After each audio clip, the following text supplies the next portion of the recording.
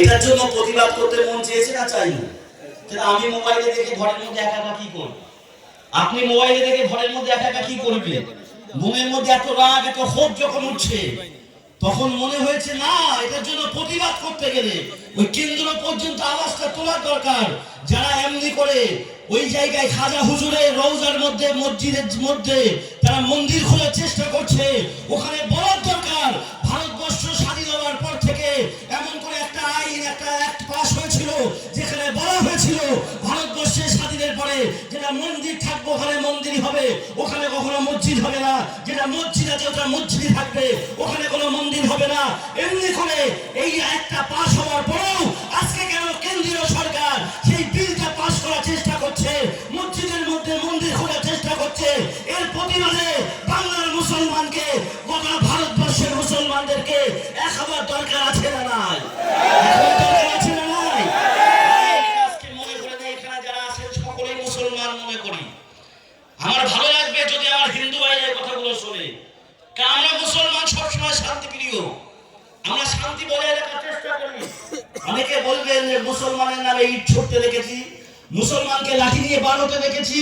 ভাই, মারার মধ্যে দুটো দিক আছে। কেউ যদি আপনাকে পরপর চড় মারতে থাকে, আপনার হাতটা উঠবে না? উঠবে না? একটা চড় খেলেন, চুপ করে থাকলেন, ভাই চুপ করো, মেলো না, ঝামেলা করলাম। দুটো চড় খেলাম, চুপ করে থাকলাম। তিনটে খেলাম, চুপ করে থাকলাম। 4 নম্বরে তো হাত উঠবে আমার। যখনই আমার হাত উঠেছে তখনই ফটো তুলছে। 3টে চড় যে আগে আমি খেয়েছি তখন ফটো নেই, তখন ক্যামেরা নাই।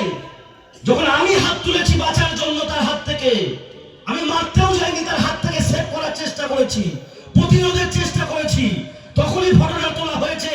দেখো মুসলমান একজনকে মারছে, দেখো মুসলমান ঢিল ছুড়ছে, দেখো মুসলমান রাস্তায় নেমেছে। আমাকে রাস্তায় নামতে যারা বাধ্য করেছিল সেই ফটোটা কখনো দেখানো হয় না। আজকের ভারতবর্ষে আমি মনে করি সব থেকে ঝামেলা বাঁধানোর জন্য দায়ী যারা হচ্ছে তারা হলো এই গদি মিডিয়া। এই মিডিয়ার নামে আগে আমাদেরকে প্রতিবাদ করতে হবে, এই মিডিয়ার বিরুদ্ধে প্রতিবাদ করতে হবে, মিডিয়ার বিরুদ্ধে প্রতিটা থানায় থানায় এফআইআর করতে হবে। কোথাকার ঝামেলা ভারতবর্ষে আনার চেষ্টা করছে।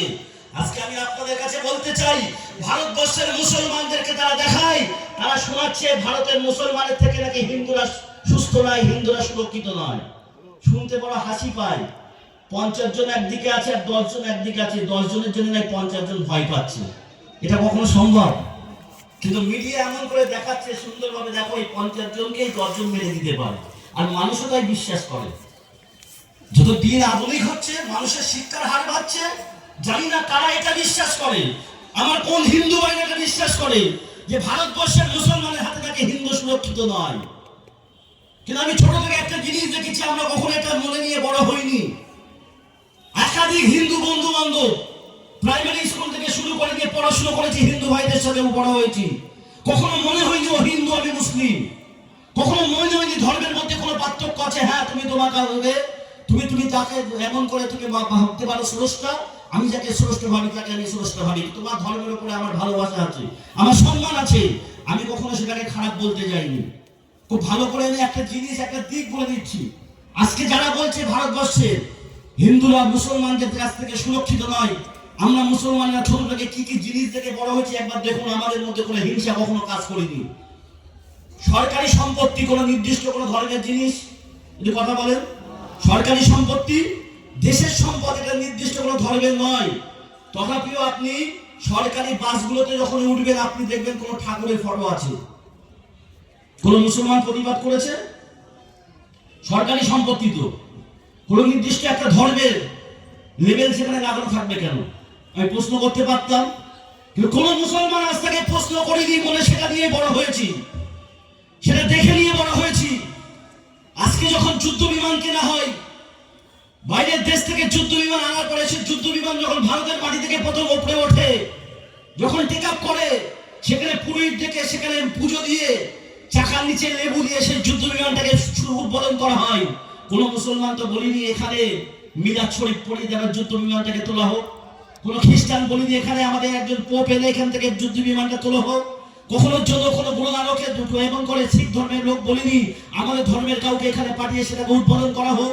আমরা এটা থেকে বড় হয়েছি, এটাকে মেনে নিয়ে বড় হয়েছি, আমরা সেই জায়গায় কখনো হিন্নত করিনি।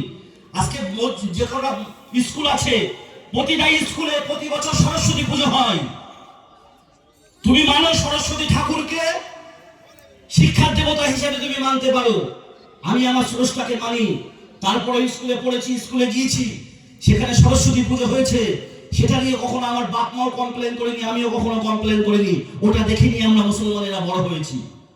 আপনি চলে যান কোনো বড় হসপিটালে, হসপিটালে গিয়ে বিপদে পড়ার পরে, সেই বিপদে পড়ার পরে মানুষ প্রার্থনা করতে চায়, সেখানে দেখবেন হসপিটালগুলোতে আপনি মন্দির খুঁজে পাবেন। আপনার বাপ ভর্তি আছে, মা ভর্তি আছে, দাদু ভর্তি আছে, দিদা ভর্তি আছে। আপনি সেখানে গিয়ে 2 রাকাত নফল নামাজ পড়ার জন্য, প্রার্থনা করার জন্য আপনি একটা মসজিদ খুঁজে পাবেন না। আমরা এটা থেকে বড় হয়েছি, আমরা কখনো হিংসা করিনি। এত কিছু দিয়ে কনসিডার করার পরেও আজকের দিনে কিভাবে 2014 সাল থেকে যখনই এই বিজেপি সরকার এসেছে, এই বিজেপি সরকার এই পার্থক্য খুঁজে বার করছে যে মুসলমানের থেকে হিন্দুরা কি সুরক্ষিত নয়, মুসলমানদের থেকে এই দেশ থেকে দাঁড়াতে হবে, মুসলমানের উপরে বিভিন্ন আইন লাগু করতে হবে, মুসলমানদেরকে কমজোরি করতে হবে, মুসলমানদেরকে চেপে রাখতে হবে, মুসলমানদেরকে বিভিন্ন